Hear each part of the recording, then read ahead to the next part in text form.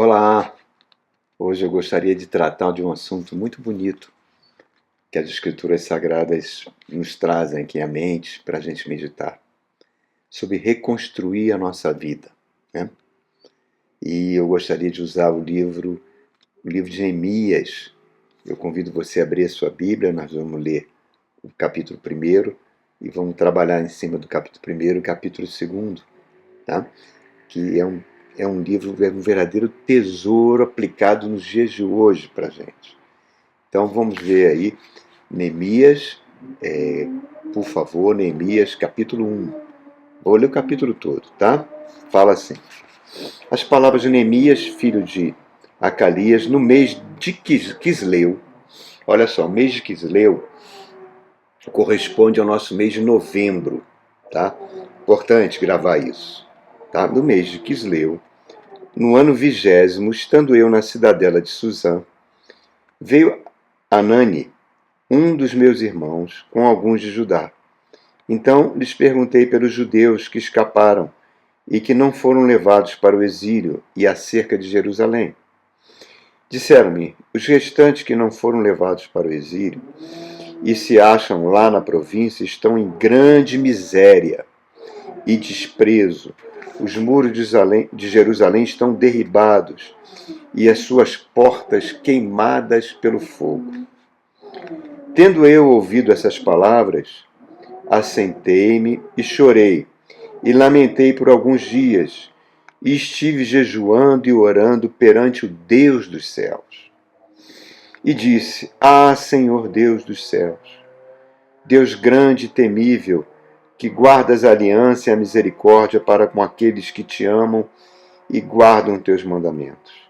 Estejam, pois, atentos os teus ouvidos e os teus olhos abertos, para acudir à oração do seu servo, que hoje faço a tua presença, dia e noite, pelos filhos de Israel, teus servos, e faço confissão pelos pecados dos filhos de Israel, que temos cometido contra ti, pois eu e a casa do meu pai temos pecado. Continuando, verso 7. Temos procedido de todo corruptamente contra ti, e não temos guardado os mandamentos, nem os estatutos, nem os juízos que ordenaste a Moisés, teu servo. Lembra-te da palavra que confiaste a Moisés, teu servo, dizendo: se transgredirdes, eu vos espalharei por entre os povos. Mas se vos converterdes a mim e guardares os meus mandamentos e o cumprirdes, então, ainda que vossos rejeitados estejam pelas extremidades do céu, de lá os ajuntarei e os trarei para o lugar que tenho escolhido para ali fazer habitar o meu nome.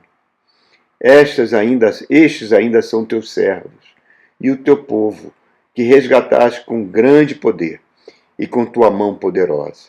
Ah, Senhor, estejam, pois, atentos os teus ouvidos à oração do teu servo e às dos teus servos, que se agradam de temer o teu nome.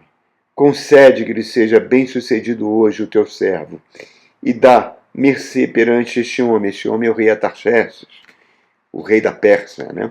Já vamos falar dele aqui a pouquinho. Nesse tempo, eu era copeiro do rei Artaxerxes. Irmãos, muitas vezes na nossa vida, a gente gostaria de voltar no tempo, né? Porque muitas vezes tomamos atitudes, falamos palavras, fizemos comportamentos que hoje a gente se arrepende, principalmente quando a gente não tinha Jesus no coração, quando Jesus não era o Senhor da nossa vida. E hoje nós nos arrependemos de muitas coisas que no passado a gente fez, que fazem que a gente até nos dias de hoje, a gente venha colher frutos amargos por esse comportamento, por essas falas, por essas decisões erradas que fizemos no passado. É como se a gente quisesse pegar aquela fita de videocassete, né, e dar um rewind para o início e, baseado no que nós sabemos agora, nessa convivência com o Senhor, consertar tudo aquilo que a gente fez de errado no passado, né? Que afetou o nosso casamento, que afetou a criação dos filhos, que prejudicou relacionamentos no trabalho e relacionamentos amorosos, sentimentais. A gente queria reconstruir o que os nossos erros destruíram. E o livro de Neemias é basicamente isso, irmãos. Neemias, ele recebe a notícia do seu irmão que os muros de Jerusalém, a cidade de Jerusalém e o povo que lá estava, o povo que não foi para o exílio, estava em grande miséria. Tudo queimado a fogo, sendo humilhado pelos seus inimigos.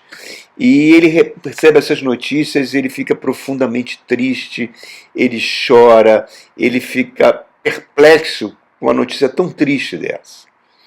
E às vezes isso acontece conosco, né, irmãos? Nós somos surpreendidos por notícias que nos causam dor, que demolem a nossa estrutura de vida. Às vezes a gente investiu tanto e tem que começar do zero. Perda de pessoas amadas, uma doença, uma falência, um divórcio. E a vida cristã, Jesus deixou muito claro que a vida cristã é uma verdadeira batalha. A gente só vai ter descanso quando chegar no céu. Mas o que eu acho lindo é as Escrituras Sagradas, e esse particular, esse livro de Neemias, nos ensinar princípios para que a gente tenha a condição de consertar aquilo que a gente errou. Vamos falar do contexto disso, né? Neemias, vamos falar sobre o exílio. O povo de Israel, ao longo dos anos, principalmente depois do rei Salomão, séculos e séculos, o povo foi se afastando da lei de Deus, foi fazendo barbaridades, absorveu a cultura dos povos cananeus, absorveu os deuses dos cananeus, se degradou, se depravou, fez pecados abomináveis, e Deus foi advertindo por meio dos profetas que aquilo não ia ficar dessa forma, que eles seriam punidos. E até que veio o exílio. Deus levanta a nação da Babilônia, que vem e destrói todo o país. O país deixa de existir. Tenta imaginar o seu país deixando de existir. A capital é completamente destruída. O templo que eles consideravam tão sagrado, completamente destruído. E uma parte desse povo é levada para o exílio. 1.400 quilômetros de Jerusalém para a Babilônia. Perderam tudo esse povo, tudo. Chegaram lá, mão na frente e a mão atrás.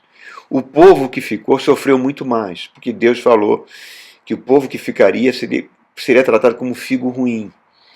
Esse povo foi praticamente aniquilado, sobrou muito poucos. É esses poucos que sobraram que Neemias está intercedendo, né?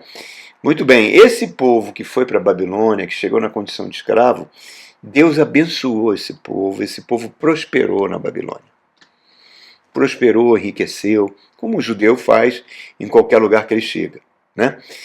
E chegou mais ou menos por volta do ano 60, no ano 70, chegou o tempo deles voltarem. E o povo não queria voltar.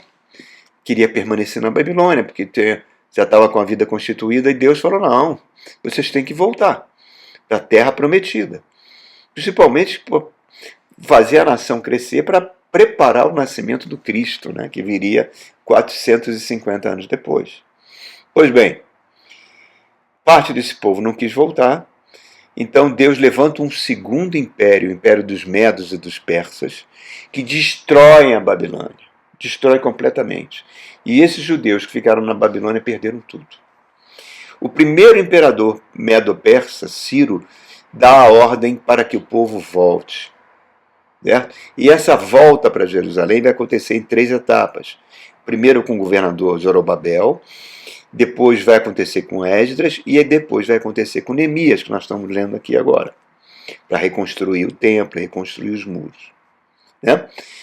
Nesse ínterim, Neemias, a palavra Neemias significa Deus é meu deleite, ele é copeiro do rei da Pérsia, o rei todo-poderoso, o rei Atarxerxes, né?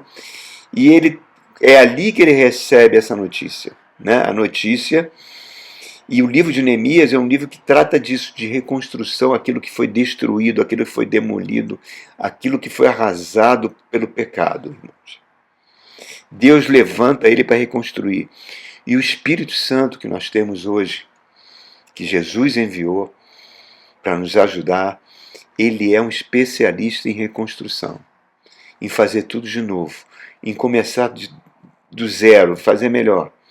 O próprio Deus deu o seu Filho amado, Jesus Cristo, para reconstruir nosso ser que foi completamente detonado pelo pecado, por esse poder pecado. Transformar a gente em nova criatura. Quando você permite que Cristo reine na sua vida, tá? O processo de reconstrução começa e você não é mais escravo desse poder terrível chamado pecado. Certo? O pecado, ele faz a terra ficar arrasada. Ele é uma espécie de bomba relógio, né? Que vai crescendo e vai destruindo todos ao redor. Todos ao redor. E a humanidade é escrava do pecado. E a Bíblia diz que agora, em Cristo, nós somos libertos do pecado. Ele não domina mais o nosso ser. Quem domina o nosso ser é o próprio Senhor Jesus. O pecado não reina mais.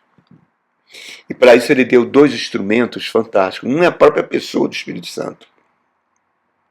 E segundo, é a palavra de Deus, que é sobrenatural, que traz cura. Cura em todos os sentidos. Certo? De vez em quando eu ouço testemunhos, até na nossa igreja, de pessoas que foram lá ouvir a palavra e, pelo ouvir da palavra, aquilo produziu fé no coração dessa pessoa e a pessoa, de repente, foi livrada de um câncer ou de doenças terríveis. Isso já aconteceu e tem acontecido, porque a palavra é sobrenatural, irmãos. Ela é sobrenatural. Então, Neemias, ele vai se colocar nas mãos de Deus e vai ser um instrumento para a restauração, guiado o tempo todo pelo Espírito Santo, para liderar um povo derrotado, um povo oprimido pelos seus inimigos, um povo com nenhuma autoestima. Reparem, Neemias, ele estava vivendo no luxo da corte do rei da Pérsia. Ele era um homem de confiança do rei, né? Ele estava ali para provar a comida do rei. Se tivesse algum veneno, ele era o guardião do rei. Então ele era um homem de confiança do rei. E esse homem vai levantar os recursos materiais necessários para essa empreitada de reconstrução que é imensa.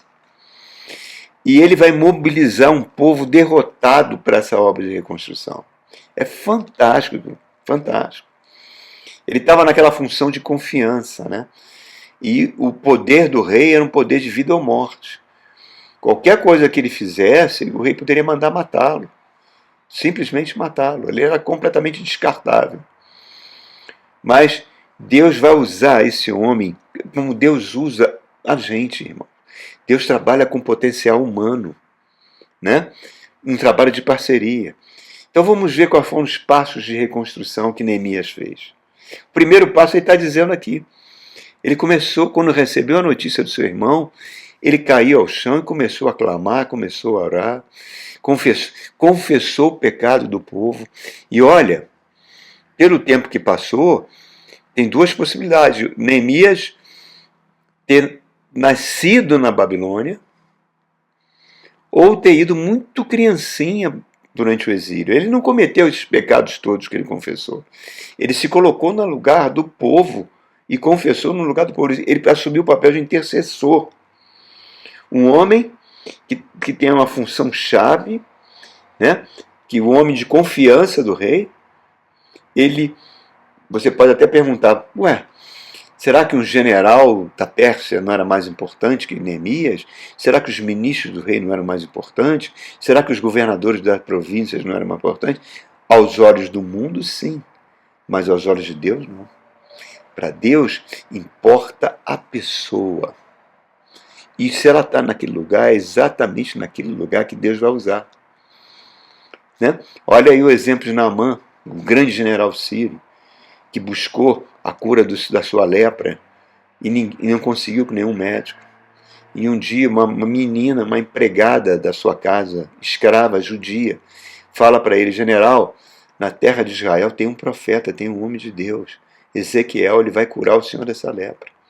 Ele ouve aquela menininha e vai procurar Ezequiel e é curado. José, era prisioneiro, era considerado bandido pelo Egito. Um prisioneiro na sociedade não tem direito a nada. E é exatamente esse homem que Deus vai transformar ele no segundo homem mais poderoso do Egito, para salvar o povo de Israel da fome. Davi era o mais desprezado dos seus irmãos. Davi exercia a função de pastor de ovelha, uma função extremamente humilde. E é nessa função que Deus vai ao encontro dele, unge ele para ser o futuro rei de Israel. E ele vai ser o maior rei de Israel de todos os tempos. E vai ser o pai do Messias. Olha só, irmãos. Olha a vida de Ananias. Ananias, um discípulo que mora em Damasco, a Bíblia só fala dele muito pouco. O apóstolo Paulo acabou de ter um encontro com Jesus. Esse encontro deixou ele cego. Ele está numa casa, hospedado na casa de alguém. Jesus aparece para Ananias e fala, aparece em glória e fala para Ananias: vá na casa direita, procure Saulo de Tarso. Ele está tendo uma visão que você está indo lá agora. Impõe as mãos sobre a cabeça dele e ele vai recuperar a visão. Batize ele nas águas e prepare ele. E diga a ele que ele vai ser usado para mim como meu servo para levar o evangelho para os gentios. Olha só, irmão. Quem é esse Ananias? Não aparece mais na Bíblia. Mas foi ele que foi escolhido para botar as mãos, batizar o grande apóstolo Paulo. Então, isso nos ensina que não depende da função que você tenha, ou o lugar que você tenha. Deus vai sempre te usar para cumprir o propósito dele. E ele abre caminhos para que você receba a estratégia do Espírito Santo. É isso que é fantástico, a sabedoria humana sendo usada pelo Espírito Santo de Deus. Tá? Então, vimos o capítulo 1, Neemias clama, Neemias confessa o seu pecado, Neemias pede a Deus uma intervenção miraculosa e se coloca nas mãos de Deus para reconstruir aquilo que foi destruído. Vamos ver no capítulo 2 agora. Repara só, lembra que ele recebeu a notícia no mês de Quisleu, que equivale a novembro. Agora olha o capítulo 2. No mês de Nisan, então no mês de abril, novembro, dezembro, janeiro, fevereiro, março e abril. Quase 6 meses. 6 meses, Neemias orando, Neemias clamando. A gente pensa que aconteceu logo em seguida. Não, foram 6 meses na presença de Deus, ele clamando pelo povo. Então, repare que ele fala aqui, uma vez posto o vinho diante do rei Artaxerxes, eu tomei para oferecer. Está vendo? Ele provava o vinho e oferecia. E lhe dei. Ora, eu nunca estivera triste diante dele. O rei me disse: por que você está triste o seu rosto? Você não está doente, só pode ser tristeza do coração. Então, aí Neemias diz: temi sobremaneira. Nossa, ele podia morrer ali. O rei podia arrancar a cabeça dele ali. O rei não quer saber quem está triste, qual é o motivo da tristeza dele. O rei quer uma pessoa alegre ali para servir ele, né? Então ele temeu e respondeu: viva o rei para sempre. É uma pessoa muito habilidosa, né? Como não me estaria triste o rosto se a cidade onde estão os sepulcros dos meus pais está assolada, tem as portas consumidas pelo fogo? Disse-me o rei: o que me pedes agora? Então orei ao Senhor Deus. Repare, ele faz uma oração relâmpago, mas ele já vinha orando há 5 meses, irmão. Ele já vinha orando há 5 meses. Então naquela oração ele deve ter assim: agora eu vou falar com o rei. Aquilo tudo que o Senhor me colocou no coração esses meses todos, que eu consigo o bom favor do rei, deve ter sido uma coisa muito rápida. Né? Os crentes pensam que as coisas já acontecem assim de forma imediata. Não. Ela tem um processo de buscar Deus em oração, para pedir o favor de Deus. Continuando, irmão. E disse ao rei: se é do agrado do rei, e se teu servo acha mercê em tua presença, peço que me envies ajudar a cidade dos sepulcros de meus pais, para que eu a reedifique. Então o rei, estando a rainha sentada junto dele, disse: quando durará a tua ausência? quando você vai voltar? E aí, aprove ao rei enviar-me, e marquei certo prazo. Olha só, Deus tocou, nesses 5 meses de clamor, Deus foi preparando o coração do rei. A Bíblia fala em Provérbios que Deus inclina o coração do rei como inclina o curso de um rio. E continua. Ainda disse ao rei, se ao rei parece bem, me dê cartas para os governadores da além do Eufrates, e para que me permita passar e entrar em Judá, como também carta para Asaf, guarda das matas do rei, para que me dê madeira para as vigas das portas da cidadela do templo, para os muros da cidade e para a casa em que deverei alojar-me. E o rei me deu tudo isso, porque a mão boa de Deus estava comigo. Olha só que coisa fantástica. Repare, ele faz uma oração relâmpago na frente do rei, né? Mas ele já vinha em jejum e oração meses antes. Ele preparou o ambiente com oração. E o diabo vai fazer tudo para que você não ore, irmãos. Porque você tenha preguiça de orar. A oração é uma coisa fantástica, irmão. A oração move tudo. Busca um lugar na tua casa. Transforme esse lugar numa terra santa, no seu santuário. Faça como Jesus fala. Feche a porta do seu quarto e começa a falar, começa a orar, começa a pregar para você mesmo a palavra de Deus. E Deus se agrada disso, irmãos. Então, sabe, Neemias age com sabedoria e com humildade. E aproveita o embalo e pede cartas para atravessar as 120 províncias que a Pérsia tinha conquistado da Babilônia. 1.800 quilômetros na distância de Brasília a Salvador, mais um pouco. Então, ele recebe cartas, recebe a madeira para fazer a construção, ainda recebe uma escolta. Por quê? Porque ele tem que atravessar aquelas cidades. Quando ele chegasse com aquela escolta, ele seria atacado, ele poderia ser morto. Muitos inimigos no caminho. Então as cartas eram a proteção do rei para ele. Olha como ele usa tudo que existe. Eu acho fantástico, irmãos. Como é inteligente, eles usam os meios humanos para poder tomar uma decisão e partir. Porque ele já falou isso com Deus durante esse período de oração. Muitas vezes a gente fica hesitante em tomar uma decisão, irmãos. Deus está colocando no nosso coração, quer que a gente dê o primeiro passo, mas a gente tem medo de fracassar, de ter perdas. Mas Deus quer que a gente haja pela fé. E a fé vem pela palavra de Deus, isso que a gente está fazendo aqui. Né? Deus se agrada. E naquela hora, Neemias podia ter morrido, mas ele falou, a boa mão de Deus está comigo. Ele conseguiu o favor do rei. E é isso que eu acho fantástico. Deus nos criou, Deus sabe tudo o que a gente precisa, irmãos. Emocionalmente, fisicamente, espiritualmente. Então, esse foi o segundo passo, né?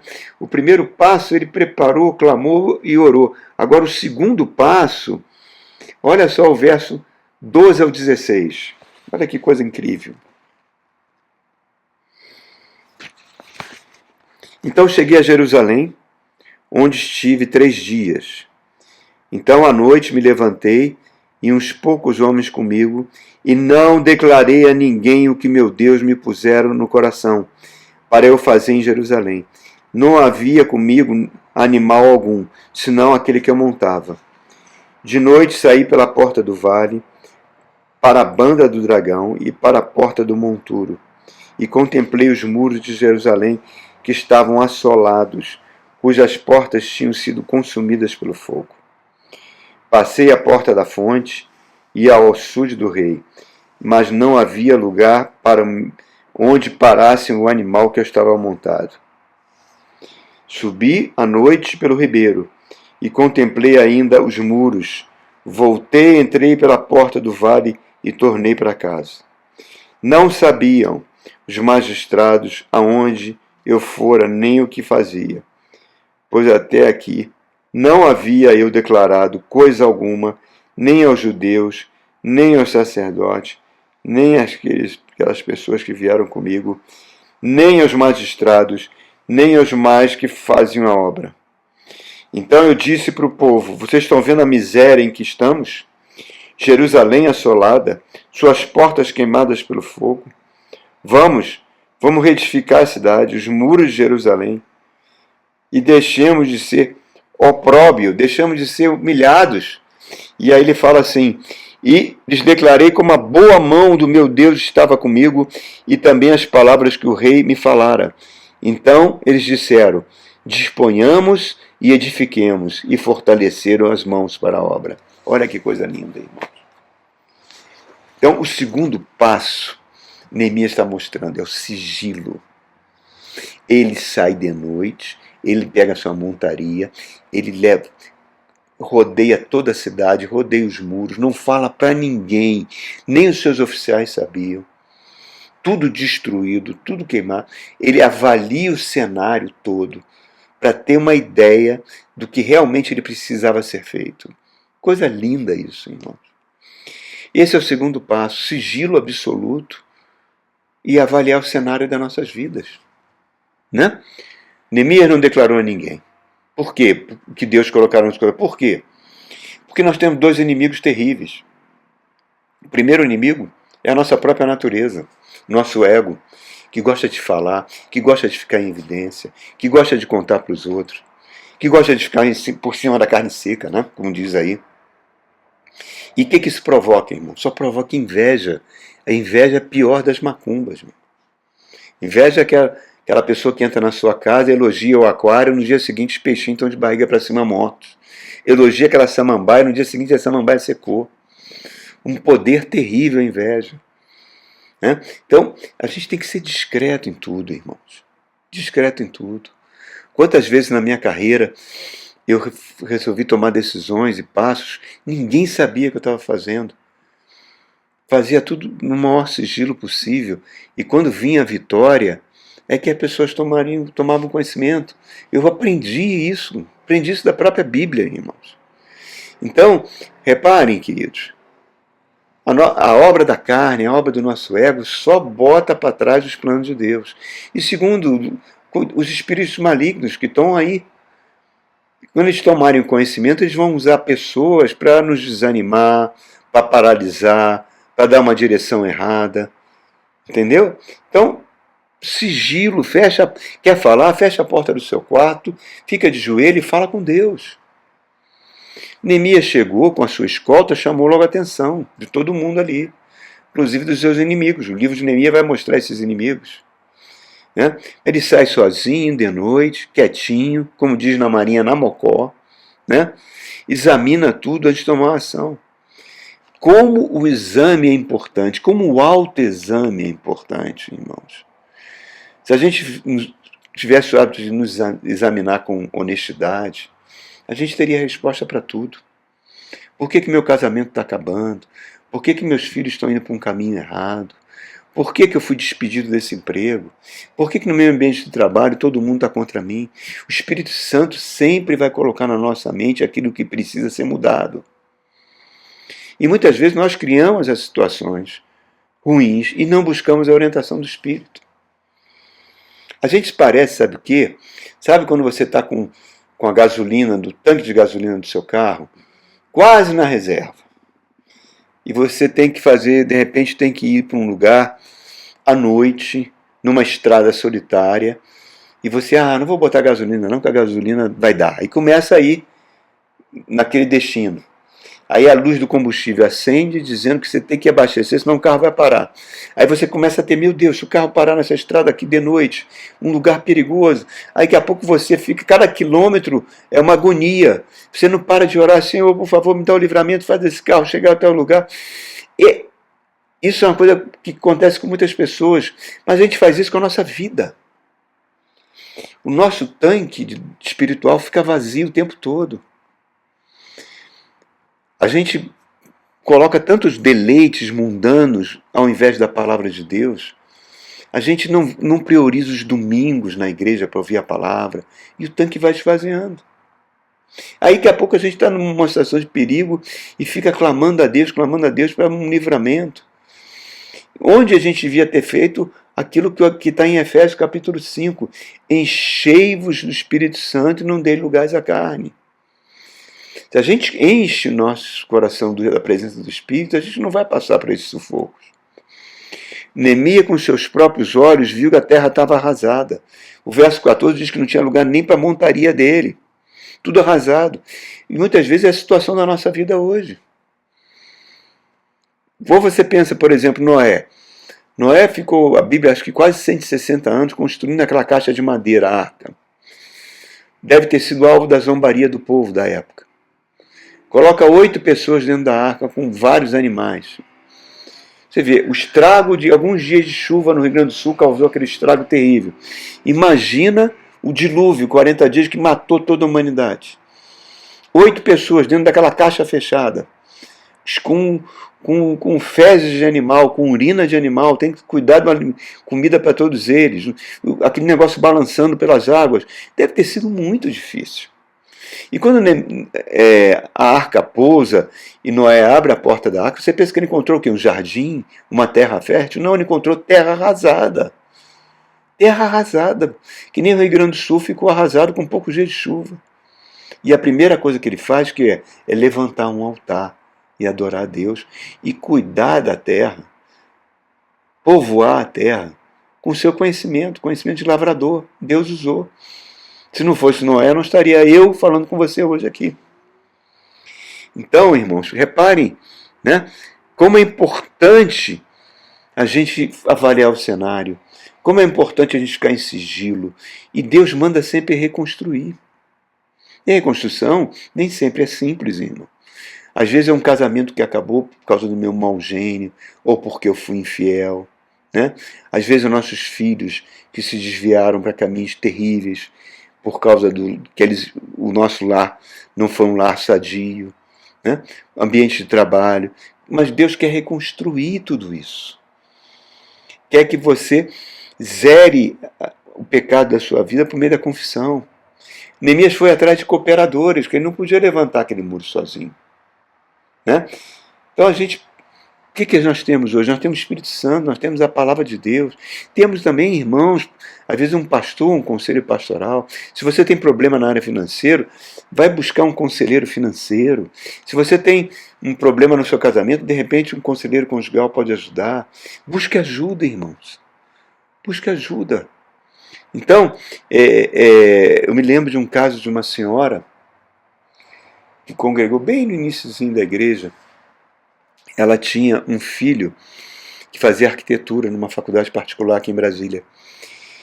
E a faculdade chamou essa senhora depois de alguns meses, dizendo que tinha alguns meses que o filho não pagava a mensalidade. Ela achou estranho porque ela dava o dinheiro da mensalidade para o filho e ele não estava usando o dinheiro para isso. Ela foi dar uma inspeção no quarto, foi avaliar o cenário. O que ela encontra?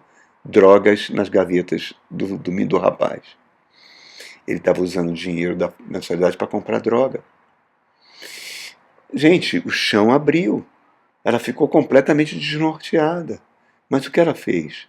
Ela foi clamar a Deus, pedir orientação. O Espírito Santo indicou alguns livros sobre educação de filhos e indicou alguns grupos que que ensinam os pais a lidar com crianças com problemas nas drogas. A gente foi buscar ajuda. Clamou para o Espírito. E, ao mesmo tempo, foi fazendo a parte dela. Então, quando surgem conflitos, né, a gente tem que sempre buscar dessa forma, avaliar o cenário, fazer um autoexame. Um casamento para ser bem-sucedido, um relacionamento para ser bem-sucedido, um tem que ouvir o outro, irmãos. É verdade. Expor seus sentimentos sem medo, com clareza, respeitando a diferença de opiniões, mesmo que não concordem, que entendam que o parceiro tem o direito também de não concordar com a gente. Ambos trabalharem juntos para buscar soluções para os problemas que a vida traz. Evitar ataques pessoais, de xingamento, de ameaça, de manipulação. Que isso vai fazer sentir amado, encorajado pelo outro, pelo parceiro. Saber que nós não existe uma competição conjugal. E o Espírito Santo sempre está ali ajudando a construir relacionamentos saudáveis baseados no amor. e não na propriedade do outro. Preservar a integridade das duas pessoas envolvidas, né? Com espaço para que ambos possam explorar seus interesses individuais. Certa feita, essa semana eu tive com um rapaz, nós fomos fazer um voo de drone, e ele abriu o coração para mim e contou que estava muito chateado com a vida que ele estava, sempre preocupado em ganhar dinheiro para pagar a conta. Ele achava que isso não era vida, que ele queria concluir o curso de psicologia dele e ir para uma fazenda, pegar um container, morar dentro desse container e ali fazer atendimento online de pessoas, atendimento psicológico, e ficar naquela fazenda, longe do mundo. E ele tem uma companheira, que é uma mulher extremamente batalhadora, né? Trabalha muito, trabalha com publicidade, e ele dizia que ela vai dormir quase 2 horas da manhã, acorda às 6, num estresse tremendo, e isso deixa ela muito nervosa, e às vezes ela tem crise de choro, toma remédio para dormir, e ele falou, olha, não quero essa vida para mim.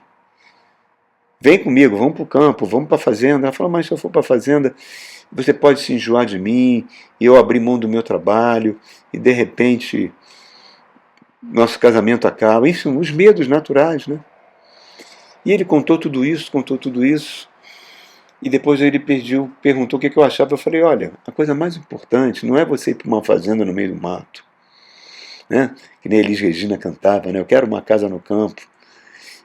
Porque o mal está dentro da gente, irmãos. Aquela casa no campo daqui a pouco está trazendo tanto tédio como você nunca imaginou. O mais importante, eu falei para ele, é você investir no seu casamento, investir na sua parceira. Uma mulher dessa, que é trabalhadora, batalhadora, ela vai ser uma companheira fantástica para você. Isso é mais importante que qualquer coisa. Então, que a gente possa ter essa noção, irmãos. Investir naquilo que nós temos. E o terceiro passo, olha só. Depois que ele convoca o povo, olha só no final do capítulo 2, verso 19. Sambalá, o Oronita, Tobias, o servo Amonita, Gesem, o Arábio, quando souberam, zombaram de nós, nos desprezaram e disseram, que é isso que você está fazendo? Você quer se rebelar contra o rei? Então eu respondi, o Deus dos céus é quem nos dará bom êxito. Nós, seus servos, nos disporemos a reedificar.